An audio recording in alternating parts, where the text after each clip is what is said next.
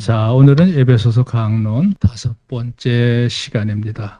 자, 에베소서 강론 자체가 매우 중요한 강론이기 때문에 여러분이 잘 들으셔야 되고, 또 듣는 것만이 아니라 기회가 되시는 대로 늘 말씀을 재상고해서 이 말씀을 마음속에 늘 새겨놓으면 우리가 하나님을 섬기는 이 영적 생활에서 굉장한 그 에너지를 늘 누릴 수가 있습니다. 이 사람이라고 하는 건 그래요. 의식 속에 무엇을 심느냐는 것이 중요하고, 그 심은 것이 얼마나 확실하냐에 따라서 그 사람의 의지 자체가 달라지는 겁니다. 어떤 일을 행할 때 그것에 대한 추진력도 있고요. 그 심령이 있기 때문에 보다 더 놀라운 모습으로 개선될 수가 있죠. 이 중요합니다. 그리고 우리가 그냥 적당히 멍멍하게 살면 그 인생도 그렇게 될 수밖에 없어요. 그래서 여러분이 특별히 이 로마서라든지 에베소서라든지 갈라디아서라든지 이런 책들은 우리가 말씀을 깊이 상고해 놓는 것이 좋습니다. 저도 제가 설교를 해놓고 나서 동영상을 통해서 이렇게 반복적으로 다시 한번 들어봐요.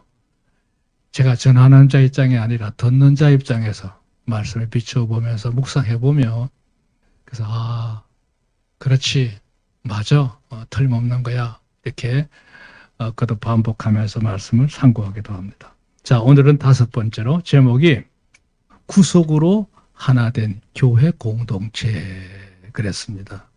이 말은 뭐냐? 예수 그리스도의 십자가를 통해서 그야말로 하나님의 선민뿐만 아니라 이방인으로 분류되어 있던 모든 사람들도 주 안에서 이렇게 하나가 됐다, 묶어졌다, 구성됐다, 이렇게 말할 수 있어요. 그걸 말하는 공동체라고 하는데요.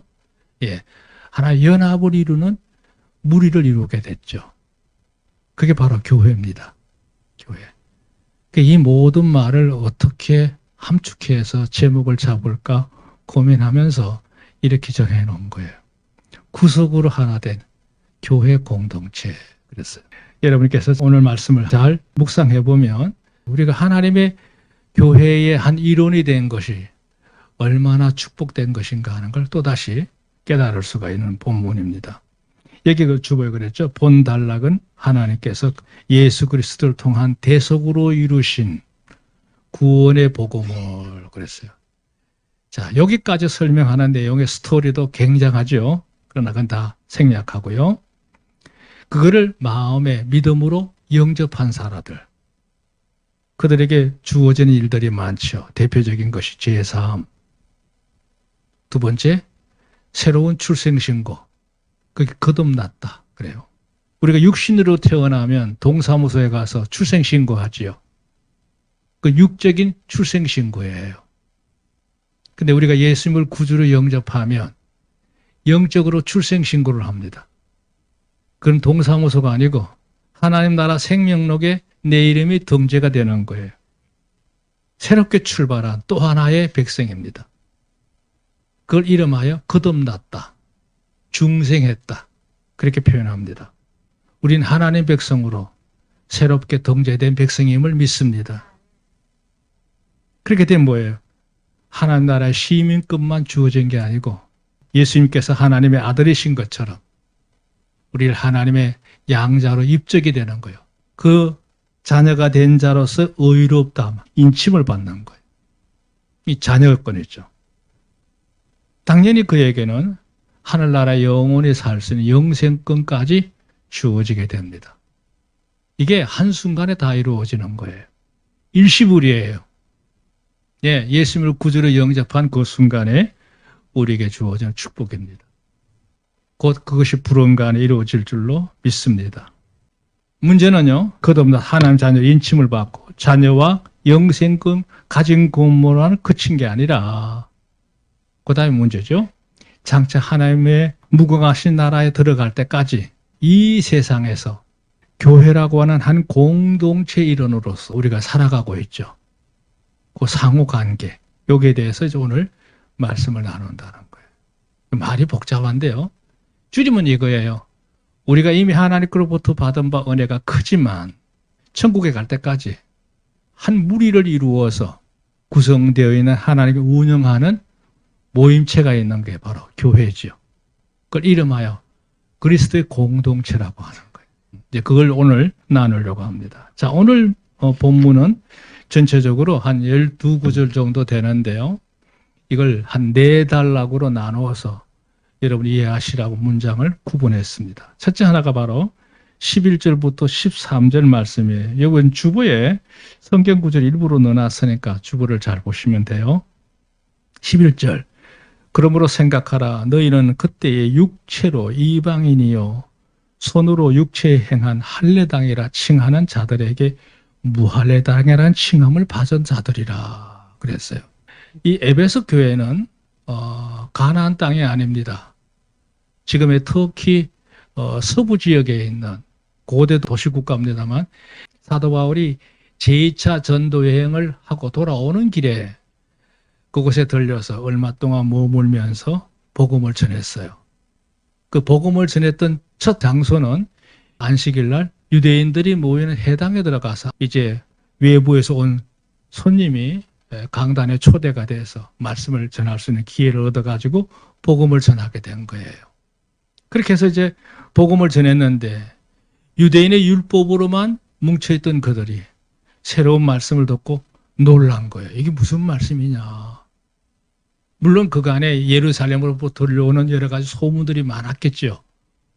그걸 듣고 반신반의하는 게 도대체 이게 무슨 말인지 종잡을 수가 없다 이랬는데 사도 바울이 와서 그 모든 과정을 차근차근하게 다 설명해 놓으니까 이제는 서로 이 짝이 맞는 거죠. 모든 것에 대한 의문이 풀린 겁니다. 더군다나 이 에베소 지역은 상당히 지적인 수준이 높은 지역이었기 때문에 사람들이 무엇을 하나 알아도 확실하게 알기로 원하고 깊이 알기로 원하는 사람들이라. 사도 바울이 아주 유식한 사람 아닙니까? 모든 말씀이 빈틈없이 조리 있게 모든 것을 가르쳐 나가니까 사실들을 증명을 하니까 더 알고 싶단 말이에요. 그게 붙잡죠.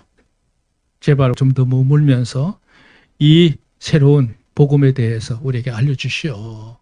그래서 사도 바울은 이미 그때 예루살렘으로 빨리 가야 되는 여러 가지 사정이 있어서 내가 지금 예루살렘으로 돌아가는 길인데 내가 가서 그 일을 다 마치고 반드시 필요한 이곳에 와서 당신들과 앞에서 다시 한번 전하겠다. 약속을 하고 예루살렘으로 이제 돌아갔다가 제3차 전도여행 때 그곳에 가서 말씀을 본격적으로 전하지 않습니까? 나중에는 두란 소원이라고 하는 것을 빌려가지고 그곳에서 2년 동안 집중적으로 하나님의 백성들을 훈련하는 과정을 거칩니다. 어쨌든 이방인의 지역에 세워진 교회예요. 처음에는 유대인들이 모이는 회당에서 복음을 전했지만 그곳에 유대인들만 있는 게 아니고 종놈들도 있고 이방인들도 있고 이렇게 해서 이제 이 에베소 지역에 하나의 주님의 교회가 세워진 것이 바로 에베소 교회입니다. 에베소 교회. 근데 이제 문제는 선민이라고 하는 이 우월감하고 이방인이라고 하는 것에 구분되는 것에 대한 저항감이라고 할까요? 열등감이라고 할까요? 예. 그런 데 대한 모멸감을 이방인들이 은연중에 가지게 되겠죠. 이 사람이라는 건 이상해서 자꾸 구분 짓는 버릇이 있어요. 조금만 내가 다른 사람과 다른 점이 있어도 우쭐하거나 아니면 움츠리는 그런 성향이 있단 말이에요. 그게 교회 안에서 존재하고 있거든. 이 문제가 근본적으로 해결돼야 건강한 주님의 교회로서 온전히 나아갈 수가 있거든요. 우리나라만 해도 그래요. 이 좁은 땅덩어리 안에 교회마다 여러 가지 갈등 중에 하나가 뭐냐 하면 여러 가지가 있지만 특히 교회 안에서 이 지방 개념이 있어가지고 나는 어느 지역 사람이야 이런 개념들이 그 절대 있을 수 없는 일이에요. 그래서도 안 되고요. 주님의 교회인데 이 사람 속에 있는 이 무언 중에 있는 이 소위 말하는 무의식 중에 있는 이런 구분의식 때문에 그런 문제가 생기는 거예요. 이 사실을 누구보다 잘 알고 있는 게 사도 바울이죠. 그래서 이제 특히 그렇게 이제 동의 제품처럼 취급을 받고 있는 이방인들을 향해서 사도 바울은 그들에게 분명한 확신을 심어줄 필요가 있는 거예요. 거기 주안점을 두고 바로 오늘 11절부터 13절 말씀이 있는 거예요. 그러므로 생각하라. 너희는, 여기 너희는 말하는 이방인들이에요. 그때의 육체로 이방인이요. 그랬어요. 왜 성경에 보면 인류의 모든 사람을 두 부류로 선택했을 때 하나님이 택하신 선민 이스라엘 백성들, 선민, 그건 우월한 족속은 아니거든요. 따로 구분해서 세웠다, 임무를 부여했다 이런 의미인데 이 사람에 의해서 그게 이제 우리는 하나님께 택함을 받았고 당신들은 버림을 받은 존재들이야. 이런 이상한 못된 독선적인 우월의식이 사람에 의해서 만들어지는 거예요. 하나님은 그럴 의도가 전혀 없는 거예요. 하나님께서 아브라함과 이삭과 야곱을 통해서 선민의 국가를 세우신 이유는 그들만을 사랑하고 그들만을 구원하고 그들만을 축복하게 세우신 게 절대 아니거든요. 그들을 잘 대표적으로 훈련을 시켜서 앞으로 장차 하나님께서 예정하신 구원의 계획을 이루시기 위해서 이 나라를 하나의 기준점으로 잡아준 건데 이걸 사람들이 독선의식을 가지고 이렇게 구분짓고 산 거예요. 이방인들이 버림받은 족속들이라 울타리 밖에 있는 백성이다 이 말이죠. 근데 사도 바울이 말하는 여기 의도는 뭐예요? 이제는 아니다. 우리는 그리스도로 말미암아 하나님의 품 안에 있는 백성이다. 한 일원이다. 공동체다. 할렐루야. 그게 바로 11절에 말하는 중요한 골자예요. 자, 이참에 하나 우리가 분명히 짚고 넘어갈 거. 여기 주보 옆에 간주 달아놨죠. 성도는 뭐냐? 우리도 사실 엄밀히 말하면 이방인이잖아요. 서민 이스라엘 백성들 외에 모두는 다 이방인이니까요. 예. 그 이방인이란 말이 어감이 좋지는 않지만, 이게 이제 그럴 가운데서도 예수님을 구주로 영접했기 때문에 우리는 서민이 아닌 백성이라 할지라도 하나 앞에 차별이 없는 줄로 믿으시기 바랍니다. 애당초 차별이 없는 거예요. 없는 걸 인간이 만드는 거예요. 성도는 뭐냐? 여기 설명 재밌게 하나 나왔죠? 손으로 하지 않은 할례를 받은 자들이다. 그 서민은 뭐냐? 손으로 할례를 행한 사람들이에요. 우리는 손으로 한 게 아니라 성령에 의해서 새롭게 하나님 앞에 선택되어진 백성인 줄로 믿습니다. 12절 그때의 너희는 그리스도 밖에 있었고 이것도 아주 뼈아픈 말이에요. 이스라엘 나라의 밖의 사람이라 변두리란 말이죠. 약속의 언약에 대하여 외인이요 세상에는 소망이 없고 하나님도 없는 자이더니 그랬어요. 여기 네 가지 항목을 보세요. 첫째는 그리스도와 상관없는 처지에 살았던 자들이다. 그렇죠. 예수님이 오시고 난 이후에도 이 이방인들은 예수님이 누군지를 모르고 산 거예요. 예수님으로부터 멀리 떨어져 있던 사람들이었다. 그렇죠. 세 번째, 하나님께서 이스라엘 백성들을 세울 때 아브라함, 이삭, 야곱을 통해서 이제 서민의 족속들을 구분하시잖아요. 그리고 하나님께서 그들에게 많은 언약을 하셔요. 내가 이렇게 앞으로 장차 이렇게 하리라. 수많은 언약을 세우셨죠. 물론 일정 부분 많은 특혜를 받은 것도 사실이에요. 왜냐하면 하나님께서 특별히 하나님의 살아계심을 증거하기 위해서 이스라엘 백성들에게 때때로 많은 것들을 베푸셨어요. 엄청나게 베푸셨죠. 물론 잘못 살 때는 막 아주 정말로 눈물이 쏙 빠지도록 하나님께서 매를 치기도 하셨지만 하나님께서 이스라엘 백성이 그래도 많은 은혜를 베푸셨어요. 특혜를 누린 거예요. 그런데 너희들은 그런 은혜의 백성하고 전혀 상관없는 사람들 아니냐. 그랬던 게 이방인의 처지였다는 거죠. 그러니까 결과적으로 네 번째, 따라서 실질적으로 이 세상 오는 세상에서 영적인 소망이 전혀 없다. 뭘 기대할 게 없다는 거죠. 그렇게 살 수밖에 없는 것이 이방인이었다 이거죠. 거기다가 결정적인 거는 이들은 하나님이 누군지도 몰라. 하나님 모르고 살아온 거예요. 하나님 섬기지도 않았어요. 이게 이방인들의 과거의 모습이란 얘기예요. 이방인으로 분류됐을 때 그들의 살았던 형편이 이랬다는 거예요. 자, 중요한 하이라이트. 여기서 완전히 결말을 짓는 중요한 구절은 바로 13절입니다. 이제는 전에 멀리 있던 너희가, 이 모든 걸 다 함축해서 이 5가지 항목을 다 묶어가지고 이렇게 표현해서, 이제는 전에 멀리 있던 너희다. 전에는 그랬단 말이에요. 멀리 있다. 하나님으로부터 멀리 있어. 근데 그리스도 예수 안에서 그리스도의 피로 가까워졌나니라. 믿으시면 아멘. 여기 가까워졌다는 말은 뭐냐면 불러들여서 하나가 됐다는 뜻이에요. 그 설명해 놨죠. 하나님과 그들이 멀리 있었지만 이제는 그리스도 안에서 제사함을 받아서 차별 없는 하나의 식구가 된 거예요. 믿으시면 아멘. 우리는 그 이름을 믿으시길 바랍니다. 하나가 됐다.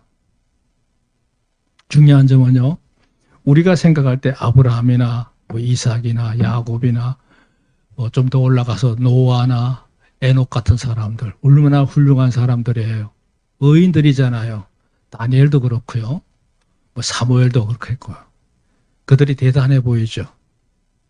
이제는 그리스도 안에서 우리도 그들과 똑같은 동등한 위치에 있음을 믿으시기 바랍니다. 하나가 된 거예요. 같은 레벨이 있다는 얘기예요. 이게 얼마나 귀하고 감사한 일이에요. 이제 문제는 뭐냐? 이 교회를 구성하고 있는 구성원들이 어떻게 살아야겠느냐? 그 점을 이제 설명하는 게 14절, 15절 말씀이에요. 2단계 그렇죠? 그리스도 안에 수평적 합평이라고 그랬어요. 14절, 그는 우리의 합평이신지라. 합평이라는 말을 다른 말로 번역할 때 화목이라고 번역하기도 해요. 화목. 친밀함을 말하는 거예요. 구분이 없는 나눔을 말해요. 내 마음이 그 마음이고 그 마음이 내 마음이야. 하나가 된 거예요. 합평한지라. 둘로 하나를 만드사 중간에 막힌 담을 허시고 그랬어요. 이게 무슨 얘기냐면 하나님께서 이 대속의 사건을 완성하시기 전에는 선민과 이방인으로 분류해서 마치 두 부류처럼 이렇게 나누셨지만 그 중간에 갭이 있잖아요. 담. 이걸 하나님께서 이제 철폐하셨어. 이걸 없애버리신 거예요. 이제는 서민이 중요하고 이방인이 중요한 게 아니라 이제는 그리스도 안에서 모두가 다 같다. 이걸 만드셨다는 거예요. 담을 하셨다. 15절. 언수된 것 의문에 속한 계명의 율법을 자기 육체로 폐하셨으니 이는 둘로 자기 안에서 한 세 사람을 지어 합평케 하시고 그랬어요. 이게 무슨 말인지 이해가 안 되시죠? 그 주보에 보시에요. 주보에. 2번 항목. 모세를 통해서 내리셨던 율법으로 갈라놨다는 말 표현보다 구분 지었던 선민과 이스라엘 백성들을 하나님께서 이제 예수님을 통해서 몸소 그 모든 것을 철폐하셨어요. 거두셨어요. 없앴다 이 말이죠. 왜? 예수님이 구원의 사역이 완성됐으니까. 그러니까 사실 선민 이스라엘 백성을 택한 목적은 예수님이 오실 때까지 자기 역할을 제대로 하기 위해서 그들을 선임해서 특별한 사명을 주어진 건데 사실 이스라엘 역사를 보면 그 일을 잘 못했어요. 그러나 세월이 가면서 하나님은 원래 예정하셨던 대로 구원의 대속의 사역을 완성하신 거예요. 이제는 선민이고 뭐 이방인이고 구분할 필요가 없지요. 그리스도 안에 모두가 다 개방되어 있으니까 말이에요. 3번. 이방인도 예수 그리스도를 영접함으로 그리스도 안에서 새 사람으로 하나 된 수평적 합평을 이루신 거다. 이제는 교회 안에서 선민이니 이방인이니 그런 말을 쓰면 안 된다는 거죠. 우리는 모두가 다 어느 출신이든 간에 그리스도 안에 있다면 모두가 다 똑같은 수평적 관계에 있는 이치이다. 믿으시면 아멘. 여기도 마찬가지예요. 에베소 교회 얘기하는 게 아니에요. 우리 가운데 인간적으로 분류하면 여러 가지 모습으로 분류할 수 있겠죠. 그러나 주 안에는 그런 게 없습니다. 하나 앞에서는 우리가 모든 권리가, 모든 이치가, 신분의 상태가 조금도 변함이 없을 줄로 믿으시기 바랍니다. 서로 잘난 체할 필요도 없고요. 부족하다고 움츠릴 필요도 없어요. 하나 앞에서 감사함으로 당당하시길 바랍니다. 아멘. 인간적인 예의 범절은 필요하지만 우리가 그런 일로 인해서 마음에 우물거림을 가질 필요가 없어요. 우물거림. 이게 수평적 관계예요. 또 중요한 거 있어요. 여기 그랬죠? 3번. 하나님과 성도의 수직적 합평이 있어요. 교회의 성도의 구성원은 이 두 가지가 병행되어야 돼요. 하나는 모두와 더불어서 친밀한 아름다움이 필요하고요. 또 하나는 하나님과 나와 관계가 건강하시길 주님 축원합니다. 이게 수직적 합형이라고 그래요. 16절 또 십자가로 이 둘이를 한 몸으로 하나님과 화목하게 하려 하여 하심이라. 원수된 것을 십자가로 소멸하시고 하나님께서는 십자가를 통해서 선민과 이방인의 적의를 다 소멸하고 태워버렸어. 없애버렸어. 이 적이라는 말은 뭐냐면요. 아까도 얘기했지만 이 선민들이 이상한 독선의식을 가지고 있어요. 우리는 하나님의 선민이다. 우쭐거릴만 하지만 그것도 자기의 소임을 다하고 난 후에 우쭐거려야 다행이지. 자기 역할은 다 하지 않으면서도 그저 나는 택함 받았다고 하는 그것만 가지고 이방인들 앞에서 의시되어 버리면 이건 하나님의 의도와는 전혀 상관없는 일이죠. 지금도 이스라엘 백성들 의식 속에는 그게 있어요. 우리는 하나님 백성들로 택함 받은 거 너희는 아니라는 거예요. 사람으로 여기지 않는 경우도 있어요. 사람을 정죄하는데 서슴지 않죠. 조금만 눈에 거슬리면 공격하고. 이게 유대인들의 아주 잘못된 편집 정상이죠, 이거는요. 그랬는데 하나님께서 다 없애버린 거죠. 그런 모든 적이 그렇게 판단할 수 있는 것, 그렇게 할 수 있는 모든 행위 다 소멸하셨어. 다 태워버렸어. 17절 또 오셨어. 또 오셨어라는 말에 간주를 배달하죠. 이게 누굴 말하면 예수님이 이 세상에 오신 걸 말하는 거예요. 하나님의 아들이신 예수님께서 성육신 하셔가지고 먼 데 있는 너희에게 평안을 전하고 복음을 전했죠. 가까운 데 있는 자들에게 평안을 전하고. 그러니까 유대인이든지 헬라인이든지 이방인이든지 상관없이 모두에게 하나님의 구원의 은혜 역사, 복음을 전하게 하지 않았느냐 이거죠. 이는 저로 말미암아 예수님을 말해서 우리 둘이 인간적으로 나누어진 이 균열을 말이에요. 한 성령 안에서 아버지께 나아감을 얻게 하려 하심이라. 자, 결정적인 게 하나 있는데 여기 설명을 해놨습니다만 4번을 보세요. 한 성령으로 선민 유대인이나 이방인의 관계없이 그리스도를 영접하는 자에게 하나님께 나아가게 했다 그랬어요. 우리가요 하나일 수밖에 없는 이유, 서로 간에 차별의식을 가질 필요가 없는 이유, 결정적인 이유가 있어요. 두 가지인데요. 첫째, 예수 안에서 구원을 받았고 믿으시면 아멘. 두 번째, 한 성령을 통해서 지금 운영되고 있어요. 할렐루야. 제 마음에 있는 하나님의 영의 역사나 여러분 안에 있는 개개인의 영의 역사는 똑같은 한 성령에 의해서 묶여진 관계예요, 이게. 그러니까 여러분 안에 있는 그 모든 우리를 묶어주는 이 끈이 다른 끈이 없어요. 한 성령에 의해서 묶어진 거예요, 이게. 같은 채널이에요. 그 교회 안에 무슨 구분이 필요하냐, 이 말이에요. 무슨 구분이. 그건 인간적으로 문제가 있어서 그런 생각을 하는 거지, 정상적인 생각에는 그건 있을 수가 없다.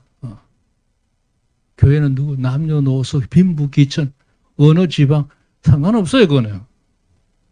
그런 구분은 절대 있어서는 안 될 줄로 믿습니다. 그건 있을 수가 없어요. 이 수직적 합형. 4번. 자, 그러면 우리는 그리스도 안에 구원받은 성도들로서 어떤 교회가 이루어져 있느냐 하는 문제를 설명할 때 이 네 번째 문제예요. 구속에 신령한 공동체로서 교회 그랬는데요. 사실 이 구속이라고 하는 거, 제사함이라는 거, 하나님 자녀되는 거, 구원받는 이 길, 세상에는 하나밖에 없잖아요. 유일한 구속에, 따라합시다. 유일한 구속에 신령한 공동체, 교회 같은 공동체는 다른 데는 있을 수가 없습니다. 여기만이 구원이 있는 거예요.